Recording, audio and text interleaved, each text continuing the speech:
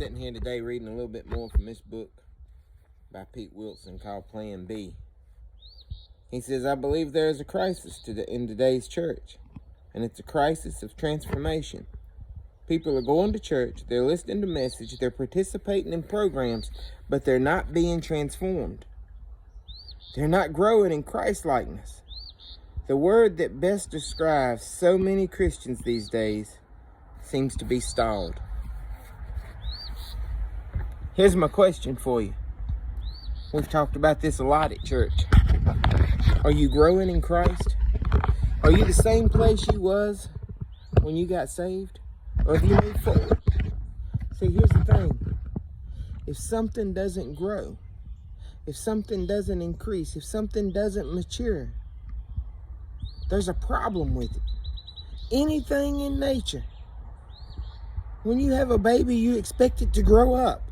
You expect it to get bigger. You expect it to increase in knowledge. But for some reason, we as Christians sit in a pew in the same place we've been all our life.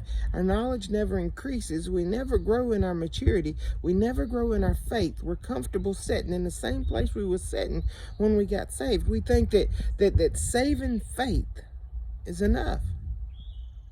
The problem, I guess, is that we don't desire anything more. Paul, in one of his reprimands to the churches, says, when you should be eating T-bone steaks for God, you're still sucking on the bottom. Unfortunately, a lot of us today are still sucking on the bottom. We've never got past our salvation. We've never moved beyond that.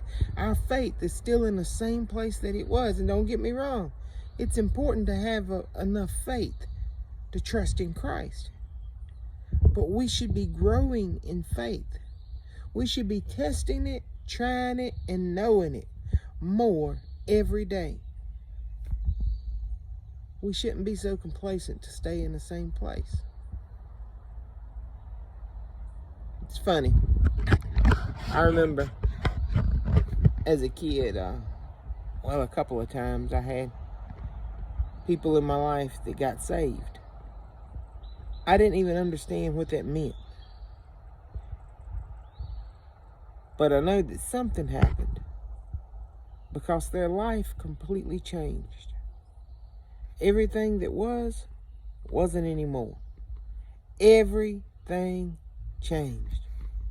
I remember one of them taking a 50-gallon barrel and burning all of his music, all of his tapes. That's been a little while back, ain't it? All his cassette tapes, poured them in this barrel and covered them with lighter fluid because he didn't want that in his life. There was a transformation. There was something that had changed, and now he wanted to live different because he wanted to live for Christ.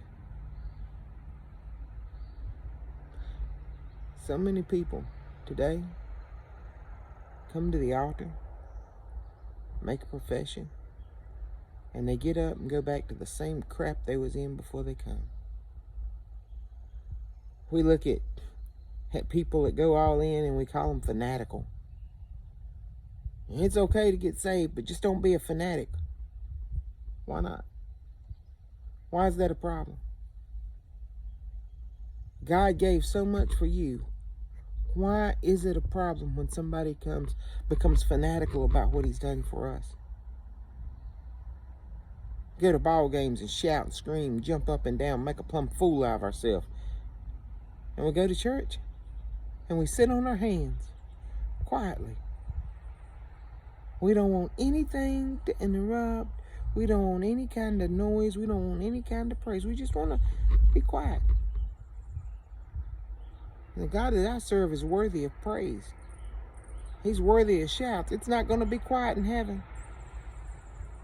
And they're going to be crying out, holy, holy, holy. Why is it that when we see somebody completely get changed, it's the exception? It should be the rule. Something as big as the God of the universe moves inside of you. It should change your life. Here's a hard reality, and I know this is going to hurt some feelings. If it doesn't change your life, you better check and see what you got. I don't believe that God can move in, that you can have a true experience with Jesus Christ and not change. God spoke and it happened from in the very beginning.